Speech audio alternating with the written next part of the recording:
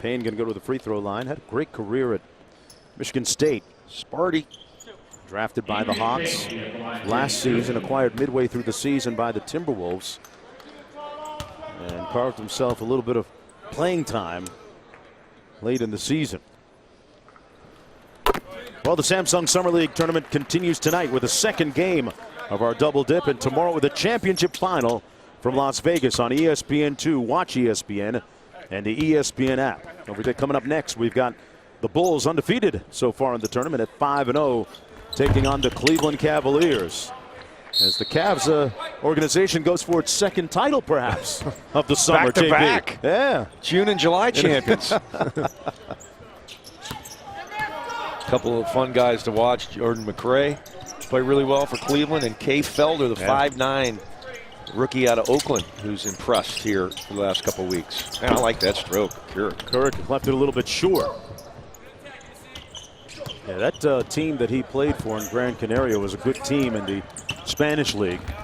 I'll tell you what, it's just a success just to have him back on the basketball court. Payne missed the putback. Here come the Suns on the move. Booker. Ulis. Little floater, rims out.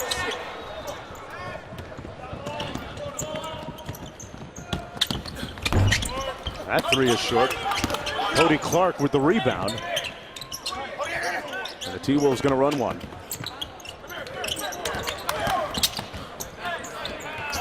Good ball movement by Minnesota. And Cody Clark out of Arkansas cashes from the corner. Everybody shoots the three, right? I mean, fours, fives, it's both teams already taken 6 3-point shots just 7 minutes in. And there goes another one. Williams not shy. Minnesota with its first lead of the ball game at 14-12. Payne had a notion. You know, JB, we talk about Minnesota and Jones trying to get minutes. Had his shot blocked. Going to be interesting to see just how much they improve next year under Coach Thibodeau. If they shoot it like this, they'll be in good shape. Back after this.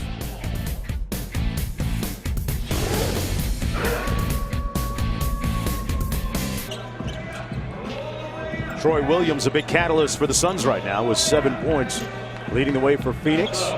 Minnesota, though, leading by 2. Mark Jones courtside along with John Barry and Cassidy Hubbard. First game of 2 today in this semifinal action. 24 teams began, 14 of them playoff teams. Booker with the drive and the bucket. Oh, nice. And we're knotted at 14. You know, the great thing about this format, too, in Summer League is that teams actually get a point for winning a quarter. So it incentivizes playing hard the entire 4 periods. Nice feed underneath for the bucket from Jared Famous, but that's how they seed the teams next to wins and losses in the tournament, depending on how many points you get. I like that.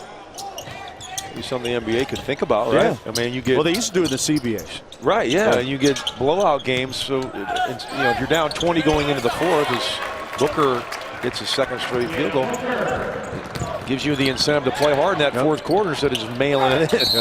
Ooh, a lot of contact as Jared Famous got rocked. Well, it's going to go against Derek Cook. First one in the last 2 minutes. Got to keep your head up when you want to get through that lane. Famous has been around. How about Slovakia, the Philippines, the Dominican Republic, Lebanon, 4, China, 5, Bahrain, and 6, Venezuela. 7. And 3 D-League teams. Oh, man. That guy's passport must be filled up. Frequent flyer miles galore. JB, I think if you and I come back tomorrow, we can make maybe 2nd or 3rd team all Bahrain. Right? You think so? In the Bahrain League. Well, is their cap going up like the NBA's? I'm in. You talk about being transient. Wow. Jared Famous out of Tennessee. Check that South Florida. Tyus Jones, meanwhile, at the free throw line for the Timberwolves. There's a look at his resume. Where's Bahrain? It's in Asia, around India somewhere, I think. Okay. Hey, you know, I didn't take geography in college. Philippines, they love the NBA. Yeah. I'm telling you. Big time fans. Yeah, the Philippines are very passionate. They really are. About basketball, and their national team tried to qualify a couple of weeks ago, hosting a qualifying tournament. Great fans over there, knowledgeable basketball people. Booker with the step back, got it. Welcome to the game, Mr. Booker. Booker out of Colorado. He's played a minute and a half. And he's already got three buckets.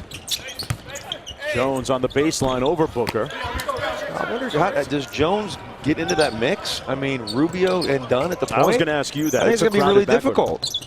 You know, I mean, he's a guy that left out after 1 year. He was terrific in that Final Four.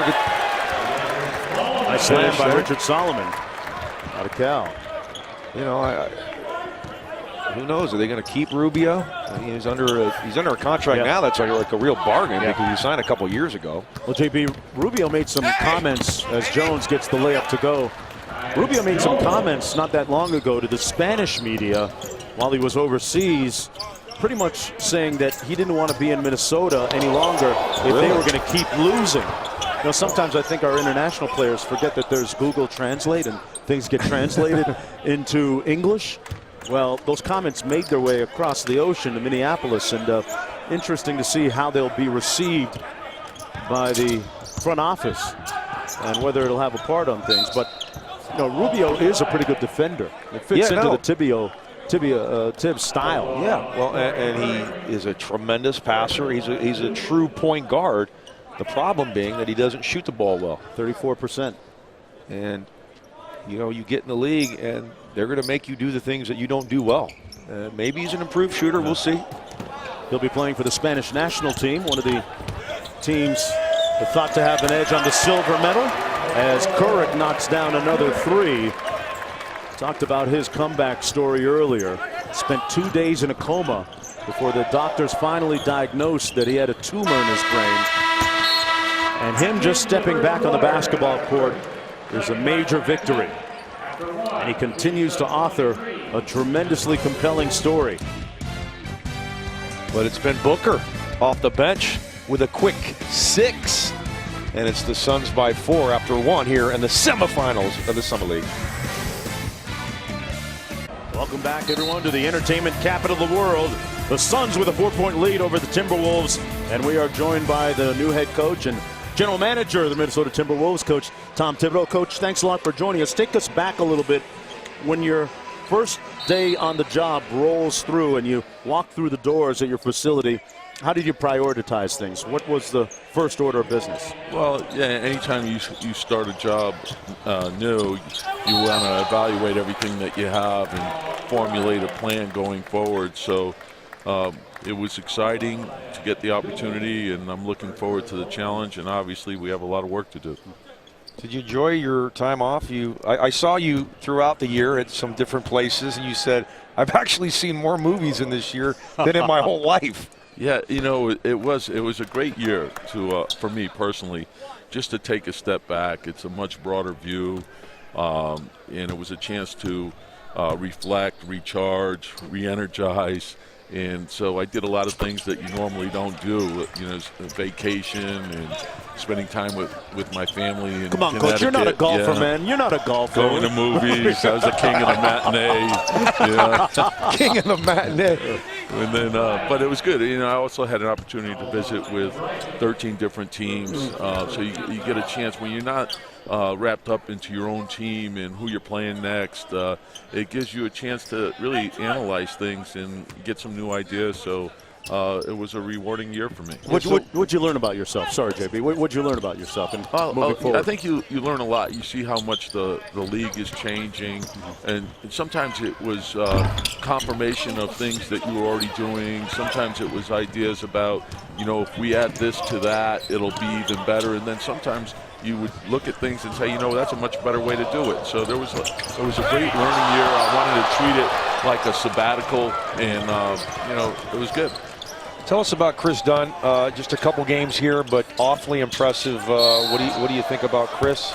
Well, it was a great start for him, and unfortunately got hurt, and he's now in the NBA protocol for concussion, and but hopefully he'll be back soon. It was a good start, but this is the summer league, so you can't trick yourself into thinking that this is the NBA regular season. But it gives him a baseline. He knows what he has to do to improve, and it's sort of a dry run for what training camp will be like. So I thought it was very beneficial for him.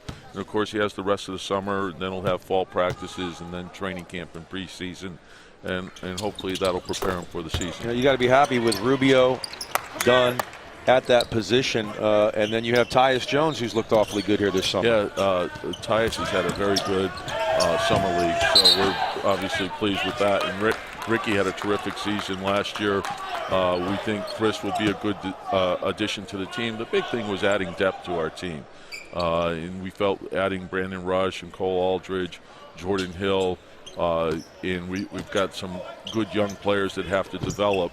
But again, there's a lot of work to be done. And, we're a 29-win team last year. And so we have to change the way we do things. We have to change our approach. We have to change our attitude. Coach, what have you heard or not heard so far from KG and his intent moving forward? Yeah, we just have to be patient. He's, obviously an all-time great. So you just sit back, you wait. At the appropriate time, he'll make the decision.